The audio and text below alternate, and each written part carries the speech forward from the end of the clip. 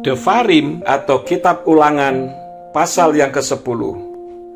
Pada waktu itu berfirmanlah Yahweh kepadaku, pahatlah bagimu 2 loh batu seperti yang pertama, dan naiklah ke gunung kepadaku, dan engkau harus membuat bagi dirimu sebuah tabut dari kayu. Dan aku akan menuliskan pada kedua loh itu firman yang terdapat pada loh yang pertama yang telah engkau pecahkan itu. Kemudian engkau harus meletakkannya di dalam tabut itu. Dan aku membuat sebuah tabut dari kayu akasia dan memahat 2 loh batu yang serupa dengan yang pertama. Kemudian pergi naik ke gunung dengan kedua loh itu di tanganku. Dan dia menulis pada loh itu menurut tulisan yang terdahulu 10 firman yang telah Yahweh katakan kepadamu di gunung dari tengah-tengah api pada hari perkumpulan. Dan Yahweh memberikannya kepadaku. Lalu aku berbalik dan turun dari gunung dan meletakkan kedua loh itu di dalam tabut yang telah aku buat. Dan kedua loh itu tersimpan di sana seperti yang Yahweh perintahkan kepadaku. Dan Bani Israel berangkat dari Beerot Bene Yaakan ke Mosera. Aharon mati dan dikuburkan di sana. Lalu Eleazar anaknya bertindak sebagai imam menggantikannya. Dari sana mereka berangkat ke Gudgot, dan dari Gudgot ke Yotbata, suatu negeri yang banyak sungainya. Pada waktu itu Yahweh memisahkan suku Lewi untuk membawa tabut perjanjian Yahweh, untuk berdiri di hadapan Yahweh, dan untuk melayaninya, dan untuk memberkati dalam namanya sampai hari ini. Karena itu suku Lewi tidak memiliki bagian ataupun milik pusaka bersama saudara-saudaranya. Yahweh adalah milik pusakanya, seperti yang telah Yahweh Elohimmu katakan kepadanya. Maka aku tinggal di gunung itu 40 hari 40 malam seperti saat pertama. Dan Yahweh mendengarkan aku pada saat itu juga, sehingga Yahweh tidak membinasakan engkau.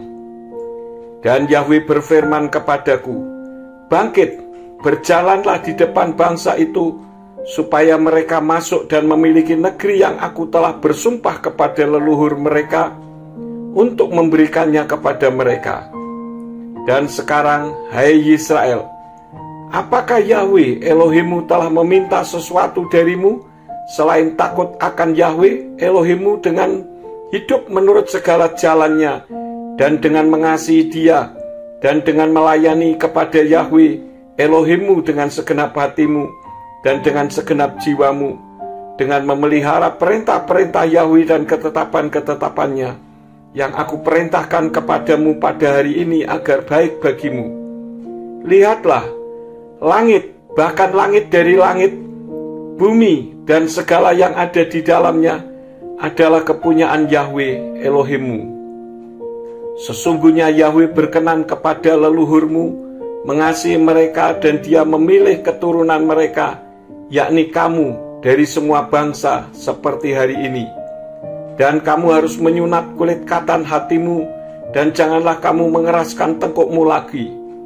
Sebab Yahweh Elohimmu, Dialah Elohim atas segala sesembahan, dan Tuhan atas segala tuan, Elohim yang besar, yang perkasa dan yang ditakuti, yang tidak memandang muka, juga tidak menerima suap, yang menjalankan keadilan bagi anak yatim dan janda, dan yang mengasihi orang asing dengan memberikan makanan serta pakaian kepadanya. Dan kamu harus mengasihi orang asing karena kamu pun dahulu adalah orang asing di tanah Mitsraim. Engkau harus takut akan Yahweh Elohimmu. Engkau harus melayani Dia dan bergantung kepadanya. Dan engkau harus bersumpah demi namanya.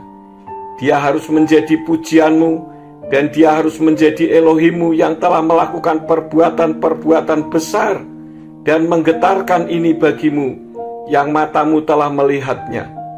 Leluhurmu pergi turun ke Mitsraim dengan 70 orang, tetapi sekarang Yahweh Elohimmu telah membuat engkau seperti bintang-bintang di langit karena bertambah banyak.